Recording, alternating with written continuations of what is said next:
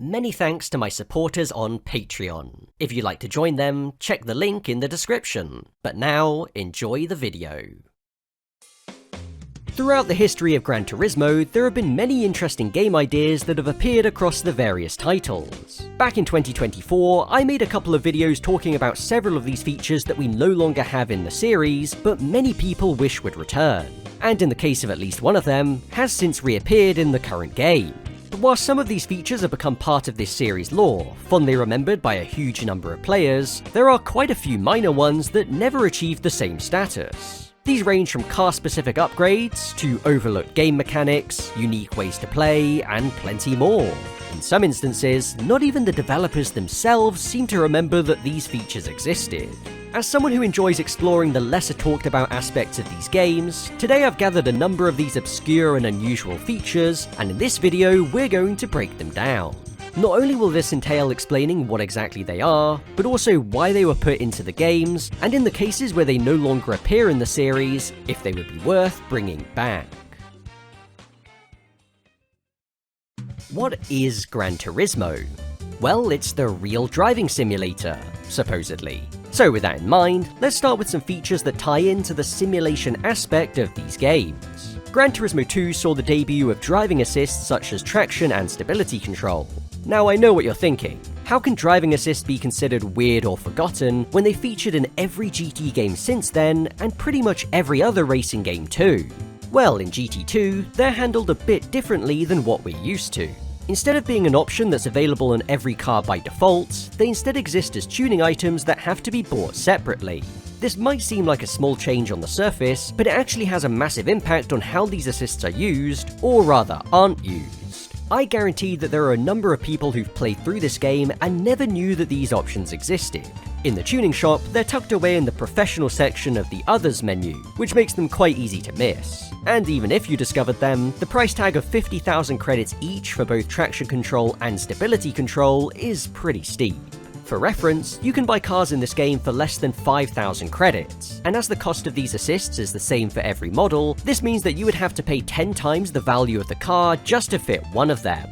Of course, this is a moot point, given that you're unlikely to need traction or stability control on models like these. In GT2, the only cars that really suffer from excessive wheel spin are much more powerful and higher value, thus somewhat justifying the cost of these assists. When considering driving assists as purchasable upgrades like we see here, versus driving assists as a universal option, as it is in most other racing games, it's an interesting comparison. In some ways, there are benefits to how GT2 does it. I feel like this system disincentivizes players from relying on driving aids, while still allowing them to be used later in the game with the more powerful vehicles, when cost is no longer a limitation. There are also parallels from a realism standpoint. Traction control systems were only made mandatory for new cars in the US and Europe as recently as the early 2010s, which is to say that before that point, not every road car had them fitted as standard. Of course, in GT2, no car comes with TCS or ASC as standard, even if it did in real life, so it's not an exact mirror to reality. However, the idea to have these assists as features of each car, some having them as standard whilst others don't but could have them fitted as an upgrade, is a gameplay avenue that I think more racing games could explore. You might have noticed a third option in this menu that I've yet to mention, your control system. This item is less of an assist and more a traditional tuning option, but what makes it unique is the fact that it can only be applied to a handful of cars, almost all of which being all-wheel drive models from Mitsubishi. In 1996, Mitsubishi started using active yaw control in their road cars, a form of torque vectoring which improves cornering performance and traction. So the fact that these models are the only ones in the game that can have the yaw control system fitted, thus allowing you to fine-tune the effect of the AYC, makes perfect sense. However, there is one outlier here, the 1996 Honda Prelude Type S. This is the only non-Mitsubishi that can fit this part, and whilst some believe this to be an oversight, certainly not the first in GT2, it actually isn't. In real life, this model had its own form of torque vectoring in its front differential, known as the Active Torque Transfer System. Fun fact, ATTS would later evolve into the super handling all-wheel drive system that can be found on various Hondas, including even the second generation NSX. The AYC controller would continue to be an option for the relevant Mitsubishi models in GT3 and also GT4. However, whilst the latter game saw the return of the Prelude Type S, it was no longer allowed to have this part fitted. My best guess is that they just forgot. On the topic of tuning items that can only be applied to a very small number of cars, let's talk about increasing engine displacement. This upgrade is present from GT1 through to GT4, but in each game it always left players asking the same question: which cars can I actually use this on? Unfortunately, the list is very short, and it's mainly made up of various Skylines and Civics. Like with the yaw control system, there seems to be some amount of realism involved in this decision, given that not just any engine can have its displacement increased without causing major problems. But even with that considered, the options do seem unnecessarily limited. GT2 has more than 600 cars, but fewer than 30 of them can have their displacement increased. That's less than 5% of the total roster. Although it's not as if it matters all that much, given that the performance gains from it are minimal. To be honest, this upgrade always seemed like a very odd inclusion that merely ended up frustrating players more than anything else. Fast forward to GT7, and the ability to increase engine displacement returned, but now split into separate bore and stroke upgrades. In this case, most normal road cars can have these upgrades performed, but that's not to say that there isn't another very specific tuning part in GT7. This game introduced the 4-wheel steering controller, and much like the increased engine displacement of the past games, caused an amount of confusion as to which cars it can actually be fitted to. Naturally, you would expect it to work on cars that have 4-wheel steering, but that's not necessarily true. A few of the most obvious ones, like the Mitsubishi GTO and the Skyline GTRs, can't have it. Whilst I wasn't able to find a full list, it seems like this part is limited to just modern road cars with 4-wheel steering, such as the AMG GT line, Porsche 918, Ferrari 812 Superfast, and a few others. Of course, with new cars still being added to this game, the list has potential to get longer. Once again though, it isn't a big loss for the cars that can't have this part, as all it does is allow you to reduce the rear steering angle, which is set to maximum by default. Next up is a tuning shop item that you've probably never used, but one that is available on almost every car. Stepping back to GT2, we can find the simulation/control tyre. As you can read in its description, these tyres are aimed at providing the most realistic driving experience possible. In practice, they feel similar to the normal road tyres, but with just a bit less grip in every aspect. With them, your car will suffer from more wheel spin, it won't brake as well, and it'll be less responsive in the corners. From my experience, these tyres affect certain models more than others, but the general trend is the same. They make cars more prone to sliding through corners, which requires finer steering control.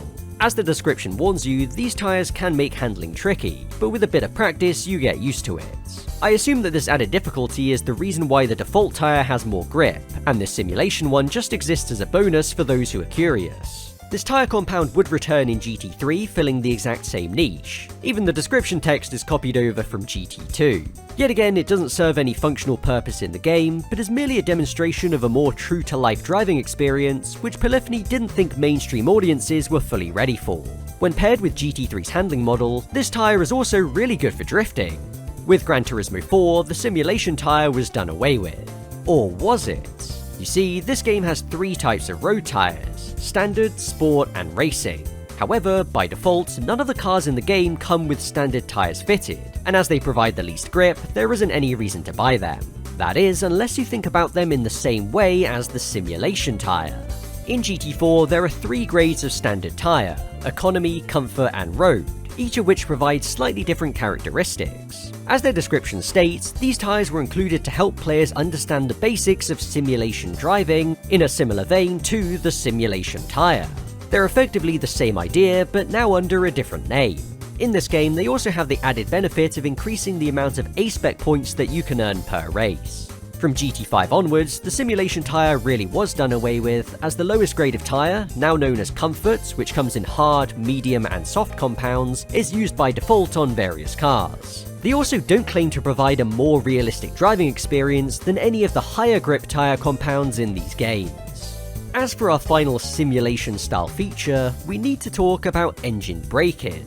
Now, most people are aware that in the older GT games, starting with GT3, if you perform an oil change on a car you buy from a dealership, even if it's totally brand new with 0 mileage, it'll get a slight power bump, usually around 5%. However, there is another way to increase the power of a new car without performing any upgrades. In GT3, over the course of a car's first 300 kilometers or about 200 miles, it will gradually increase in power, again roughly by about 5%. This process is called engine braking, and it's based on a real-life phenomenon. Basically, in newly built combustion engines, initial running will cause the piston rings and cylinder wall to wear against each other, thus changing their shape slightly and creating a better seal between them. This improved seal makes the combustion process more efficient, and so the engine can produce more power. Back in the day, engine braking used to be very important, but in modern times, most cars have their engines already run in as part of their production. It's worth mentioning that in GT3, prize cars have their engines broken in as standard, thus providing a slight advantage over the cars you can buy from the dealership. This easily overlooked feature would continue to function behind the scenes in GT4 and into the PS3 games also. After GT Sport, Gran Turismo 7 would bring car maintenance back into the fold, but the engine braking mechanic didn't return. All in all, whilst it was a neat bit of attention to detail, engine braking was really just an inconvenience that didn't add much to the experience. If it were removed from the older games, I don't think most people would notice or really care. But in saying that, engine wear is something that you can still find in GT7. Effectively, it's the inverse of engine braking, as your car will gradually lose power as its mileage increases. In the games where both mechanics are present, engine wear will only start to occur several hundreds or even thousands of miles after the break-in period. Much like a car's oil and chassis rigidity, the condition of the engine can be restored in GT Auto, but not in every game. In GT3, where this feature also debuted, there is no way to restore power to a car's engine when it begins to decline. This is arguably an even bigger problem in GT4, where most cars in the used dealership have already worn engines, so it's only downhill from there. In fact, in the games where you can restore engine condition, some people have noted that there is still a very small permanent power loss at high mileages. Man, don't you just love pointless realism?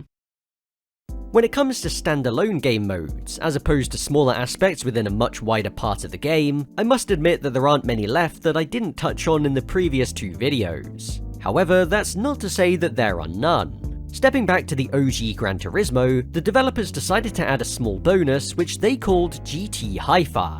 This mode can be unlocked in two ways, either by winning at every track with every class of car against the toughest AI in arcade mode, or by beating the GT World Championship in simulation mode, neither of which are exactly a breeze. GT Hi-Fi itself consists of a short 2-lap time trial across each of the special stage nighttime circuits. But here's where things get interesting. Hi-Fi of course stands for high fidelity, and this mode lives up to the name. It runs at 60 FPS, double what you'll find throughout the rest of the game. When comparing the two, you can see just how much smoother the game runs in GT Hi-Fi, as well as how much sharper it looks. The only drawback is that to enable this, they have had to simplify the trackside scenery a fair bit.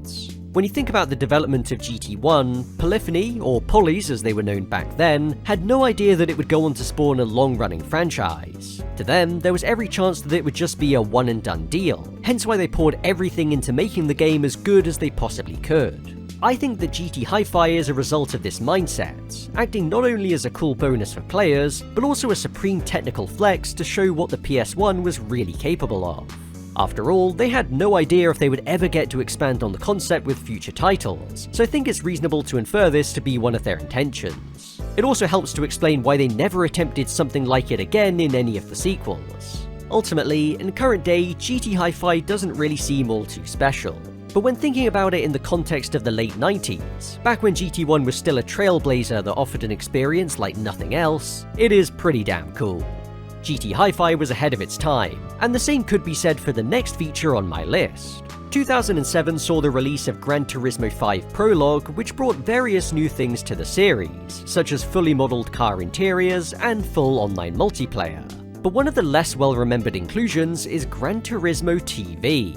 GTTV was a video-on-demand service that offered a variety of automotive content. These range from behind-the-scenes videos to real-life motorsport digests, and even episodes of Top Gear. Each of these could be downloaded, most with a small charge, and then watched directly through the game.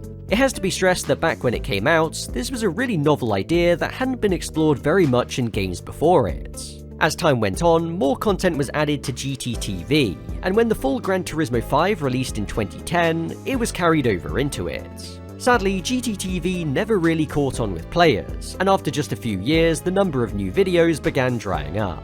It was then phased out starting in 2013, before being shut down for good in March of 2014. Gran Turismo TV does live on in some form, as it's the name of the series' official YouTube channel, and following the shutdown, a number of original videos from the service were uploaded there. In GT5, the mode does technically still work, but only as a place to rewatch the intro and credits movies. All of the standalone content was purged many years ago. Although I did play GT5 and GT5 Prologue back in the day, I have no memory of ever really using GTTV. Honestly, it seems like a neat concept, a one-stop shop for people to get all of their automotive content in one place. In another timeline, maybe it could have ended up as like Netflix for car lovers, but it just wasn't meant to be. And when it comes to features that didn't survive beyond GT5, who remembers 3D TVs? It was a huge fad in the early 2010s, and Sony were one of the companies to jump on the trend. As one of their most anticipated releases, they decided to incorporate stereoscopic 3D into GT5. Being a racing game, it was hoped that it would really add to the immersion and sense of speed, as well as entice people to shell out for the necessary 3D TV and glasses. Unfortunately, I didn't, and I'm not going to just for this video, but according to reviews at the time, it worked pretty well. Performance of the game remained smooth, well, relatively speaking, this is GT5 after all, and there was a good amount of visual depth. One thing that people did criticize though was the fact that during gameplay, only the cockpit view seemed to maintain this depth, as other camera angles like bumper and third-person view appeared very flat. Gran Turismo and Sony would never get to improve on this however, as by the time GT6 came out in 2013, the 3D TV craze was already on the decline, and would ultimately die off just a few years later. Around this time, virtual reality started gaining traction in the gaming space, and Sony brought out their own headset for the PS4 in 2016. Since then, VR has become the definitive way to play Gran Turismo as far as immersion is concerned, leaving 3D as a long-forgotten novelty. At the time, features like Gran Turismo TV and 3D were already on the fringes, and not really of much interest to the majority of players. And if we look at the series in current day, I think that we can find a very different feature that's in pretty much the same situation. It's kind of hard to believe, but back when GT7 was coming out, Music Rally was advertised as one of its headline new additions. To put it simply, this game mode is a time rally with music playing. That's it. There are checkpoints that you can pass through to add more time, with the goal being to drive as far as you possibly can within the length of the song. There are AI cars too, but they merely function as obstacles with no inherent gameplay purpose. It's odd saying that this mode has been forgotten, given that it's the one thing that every GT7 player has definitely done.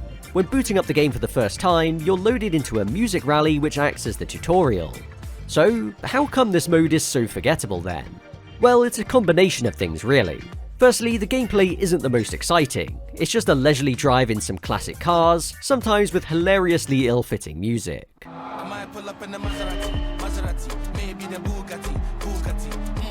Secondly, there are no consequences to your performance. Although you're graded with either gold, silver, or bronze, depending on the distance you cover, there are no rewards.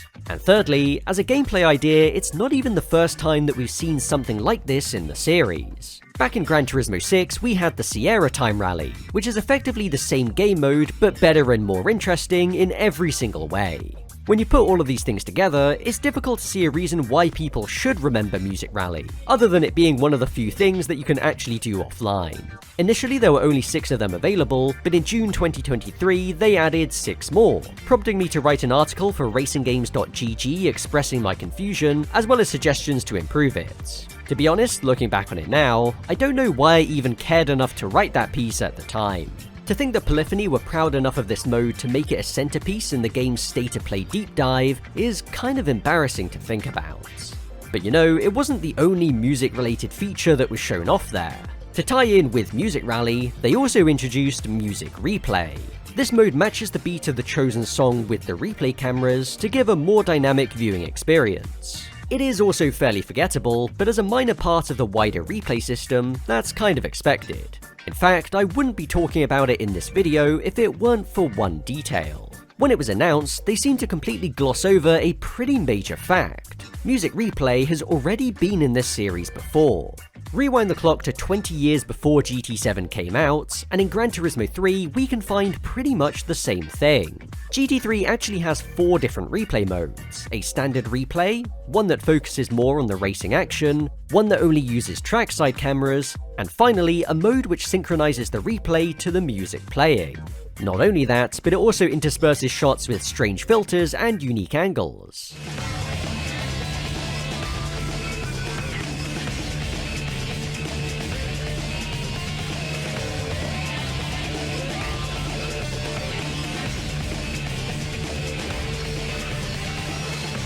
Your own opinion may vary, but I actually think this is pretty cool. You can use it to turn these races into simple music videos. This option would reappear in GT4, where it functions in pretty much the same way. The only thing that really changed is that in PAL it's called Synchronized Replay, but in NTSCU it's known as Dive Replay. However, with the transition onto the PS3, this mode did not return. But now we jump forward to 2022, and what do we hear from Kaz? We've developed this new music replay mode, with no mention of there ever being one before. Was this a deliberate attempt to erase the memory of the old music replay, or did he just forget that they had done this already? Knowing how Kaz views those older games, it's probably the latter. When it comes to its implementation in GT7, outside of Music Rally, you have the option to choose which song the replay is synced to, which you couldn't do in GT3 or 4. Also, in those titles, the game would automatically choose which car to focus on during a race, frequently cycling between all of them. But with GT7, you can choose the target car, just like the standard replay. Whilst this game also includes some unique shots to spice things up, I find its overall presentation quite bland. Compared to the version in the PS2 games, each camera shot lingers for much longer, and there aren't any special effects or filters either.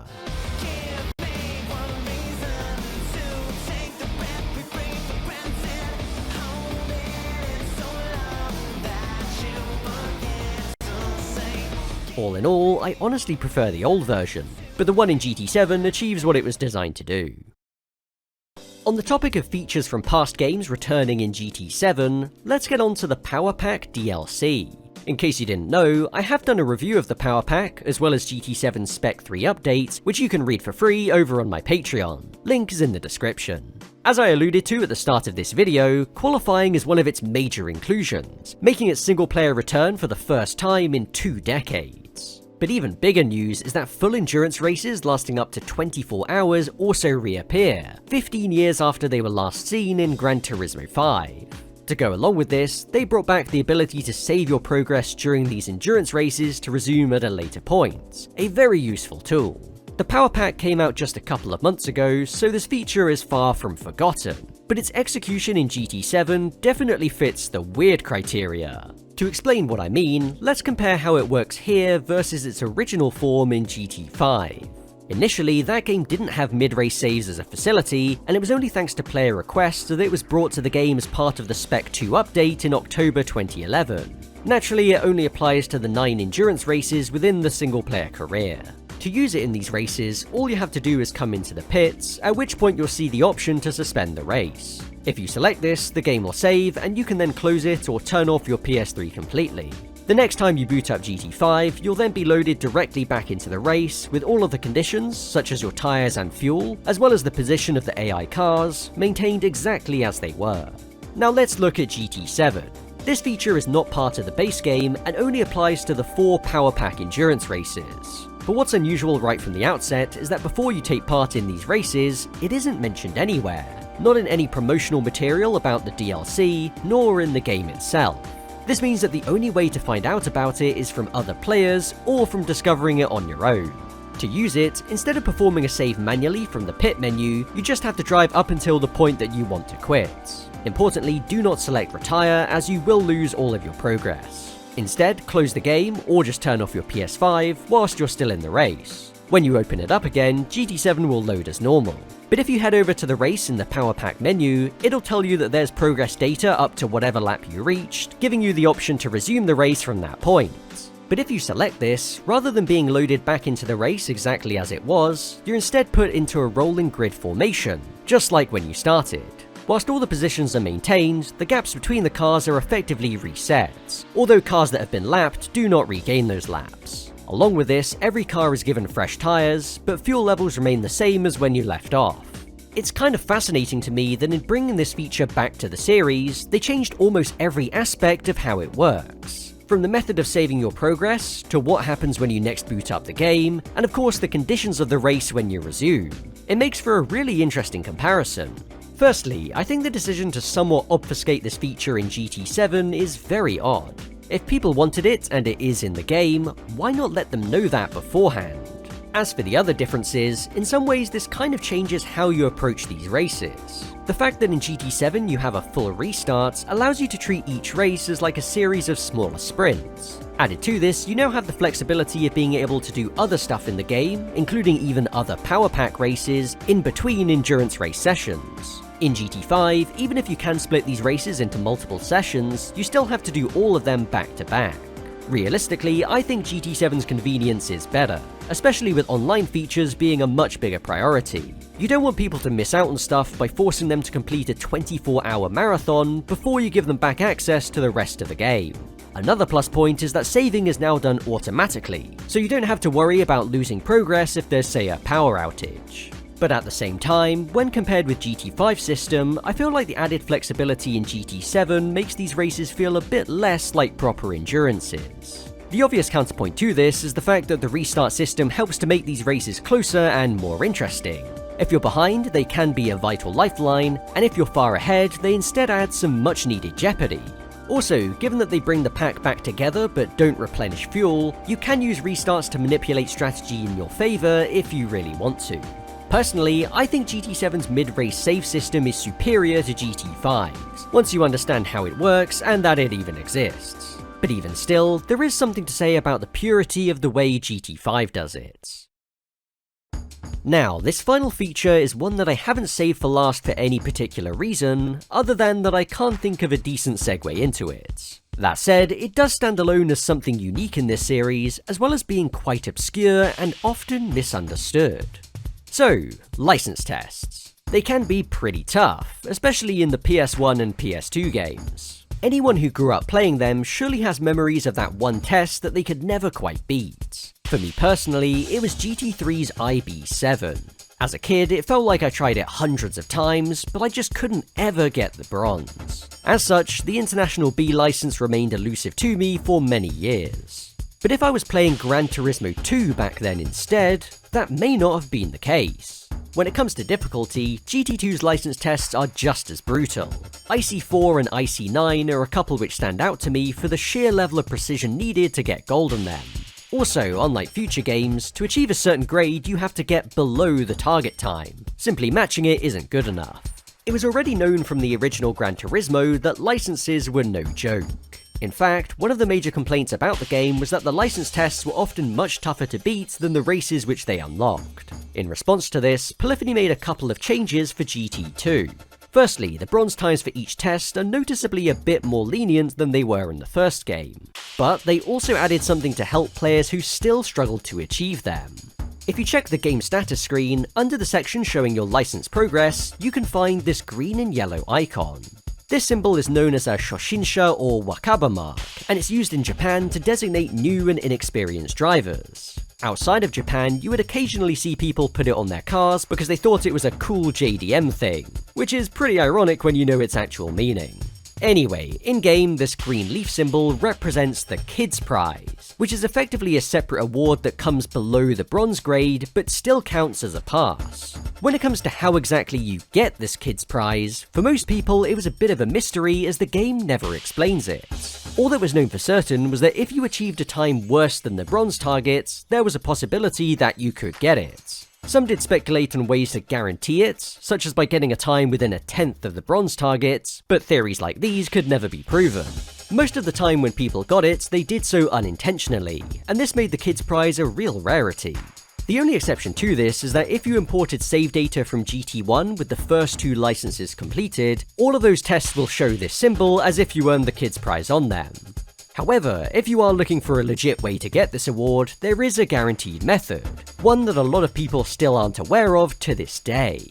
There exists an official Gran Turismo 2 strategy guide that was published in Japan back in the year 2000, and within it, you'll find a section that lays out the requirements to get the Wakaba mark to appear on each test. There are 3 columns here. The first is the name of the test, the second is the time you must get below, while still being above the standard bronze target, and the third is the number of times you have to do this. Using test B1 as an example, as the bronze target is 39.8 seconds, this means that we have to get a time between 39.8 and 41.0 on 10 attempts to earn ourselves the Kids Prize. You can use the guide to achieve this on any test you want, but it will take a bit of time.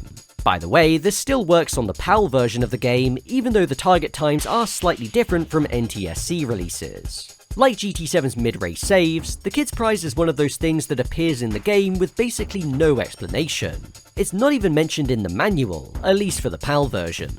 This has led to some speculation as to whether it exists in any other games, most notably GT3. After all, just because there's no proof of it, doesn't mean it isn't possible.